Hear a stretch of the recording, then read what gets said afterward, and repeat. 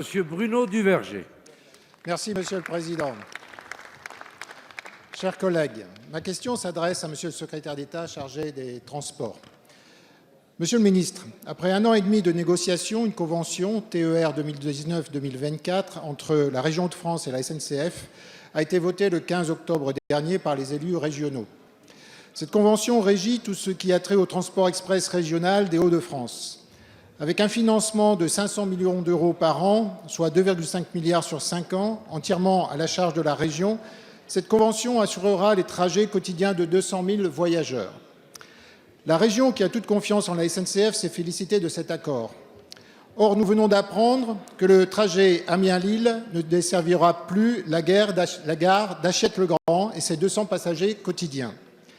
L'impact direct de cette décision sera pour les usagers le recours aux déplacements automobiles et un surcoût de leur abonnement. La SNCF a joué un rôle clé dans la transition énergétique concernant nos mobilités. Mais il ne peut y avoir de réussite dans ce domaine qu'en impliquant les comités de communes des territoires ruraux. Dans le cas qui nous occupe, la communauté de communes du Sud Artois, qui a construit son plan de mobilité autour de la gare d'Achette-le-Grand, a été mise à l'écart de cette concertation.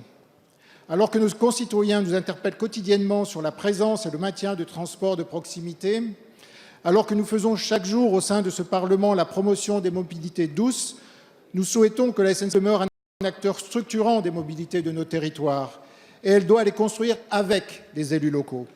Alors, Monsieur le Ministre, compte tenu de tous ces éléments, comment comptez-vous organiser le dialogue entre la SNCF et les territoires? Je vous remercie. Merci, Monsieur le député. La parole est à Monsieur Jean-Baptiste Djebbari, secrétaire d'État auprès de la ministre chargée de la transition écologique et solidaire.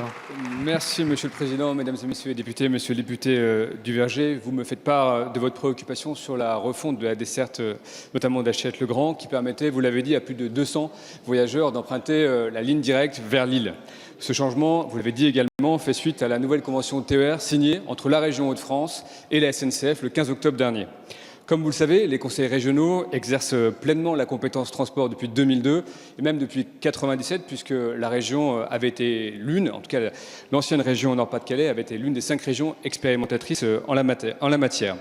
Et j'ajoute que cette décentralisation a été une réussite, avec plus de 50% en plus de l'offre ferroviaire en 10 ans et une fréquentation qui a fait plus que doubler dans votre territoire. Ainsi, il appartient à l'Assemblée régionale, dans le strict respect de la libre administration des collectivités territoriales, il appartient à l'Assemblée régionale et à elle seule de se prononcer sur l'évolution des dessertes TER, la SNCF exécutant les décisions prises par les élus régionaux.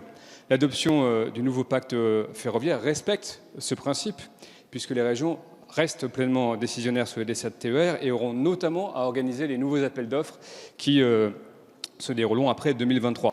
Par ailleurs, la loi d'orientation des mobilités, dont nous aurons encore à débattre les semaines prochaines, élargit encore les outils au bénéfice des autorités organisatrices pour assurer la présence des services de transport de proximité, notamment au travers de ce qu'on appelle les contrats opérationnels de mobilité.